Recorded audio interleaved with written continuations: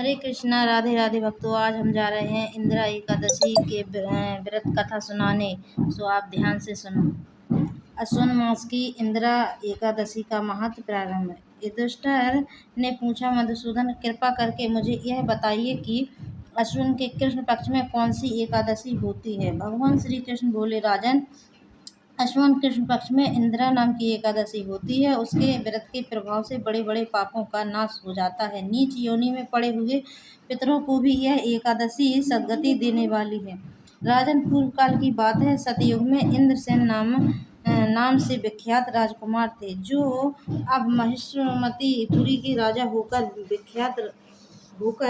धर्म पूर्वक प्रजा का पालन करते थे। उनका यश सब ओर फैल चुका था।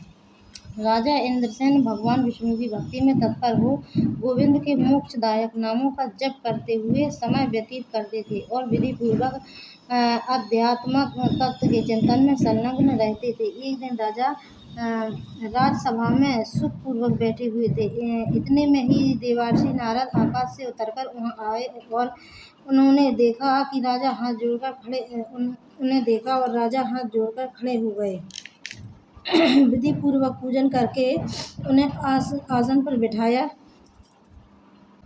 इसके बाद वे इस प्रकार बोले, मुनिश्रेष्ठ, आपकी कृपा से मेरी सर्वथा कुशल है। आज आपके दर्शन से मेरी संपूर्ण यज्ञ क्रियाएं सफल हो गई हैं। देवर्षि, आप अपने आगमन का कारण बताइए, मुझ पर कृपा करें। नारद जी ने कहा, नृपश्रेष्ठ, सुनो, मेरी ये बात तुम्हें आश्चर्य में डालने वाली है। ब्रह्मलोक से यमलोक में आया था। वहाँ एक श्रेष्ठ आसन पर बैठा और यमराज ने मेरी भक्तिपूर्वक पूजा की। उस समय यमराज की सभा में मैंने तुम्हारे पिता को भी देखा था। वे व्रत भंग के दोष से यहाँ आए थे। राजन, उन्होंने तुमसे कहने के लिए एक संदेश भेजा है, सुनो। उन्होंने कहा, बेटा, मुझे इंदिरा के व्रत का पुण्य देकर स्वर्ग में भेजो।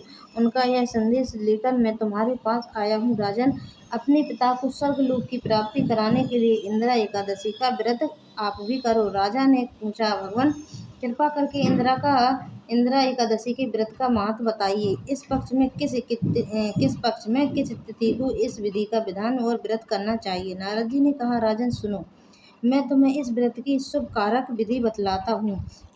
अश्विन मास के कृष्ण पक्ष में दशमी के उत्तम दिन को श्रद्धा युक्त चित्त से प्रातः काल स्नान करें। फिर मध्य काल में स्नान करके एकाग्रचित्त हो एक समय भोजन करें और रात्रि में भूमि पर सोएं। रात्रि के अंत में निर्मल प्रभात होने पर एकादशी के दिन दातुन करके मुँह धोएं। इसके बाद भक्ति भाव से निम्नांकित मंत्र पढ़ते हुए उपवास का नियम ग्रहण करें। कमलनयन, भगवान नारायण, आज मैं सब भोगों से अलग हो निराहार रहकर कल भोजन करूंगा। अच्युत, आप मुझे शरण दें। इस प्रकार नियम करके मध्यकाल में पितरों की प्रसन्नता के लिए शालिग्राम शिला के सम्मुख विधि पूर्वक श्राद्ध करें तथा दक्षिणा से ब्राह्मणों का सत्कार करके उन्हें भोजन करावें। पितरों को दिए हुए अन्नमन पिंड को सूंघ कर विद्वान पुरुष गाय को खिला दें। फिर धूप तथा गंध आदि से भगवान हंसीकेश का पूजन करके रात्रि में उनके समीप जागरण करें। तत्पश्चात सवेरा होने पर द्वादशी के दिन पुनः भक्ति पूर्वक श्री हरि की पूजा करें। उसके बाद ब्राह्मणों को भोजन कराकर भाई बंधु नाती और पुत्र आदि के साथ स्वयं मौन होकर भोजन करें। राजन, इस विधि से आलस्य रहित होकर तुम इंदिरा का व्रत करो। इससे तुम्हारे पितर भगवान विष्णु के वैकुंठ धाम में चले जाएंगे।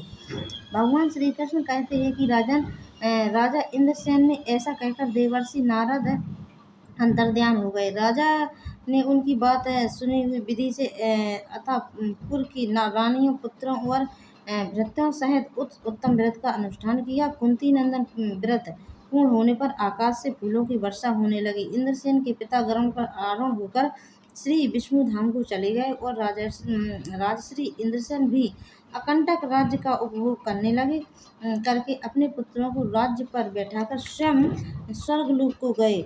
इस प्रकार मैंने तुम्हारे सामने इंदिरा व्रत के महत्व का वर्णन किया है। इसको पढ़ने और सुनने से मनुष्य सब पापों से मुक्त हो जाता है। बोलो श्री हरि नारायण।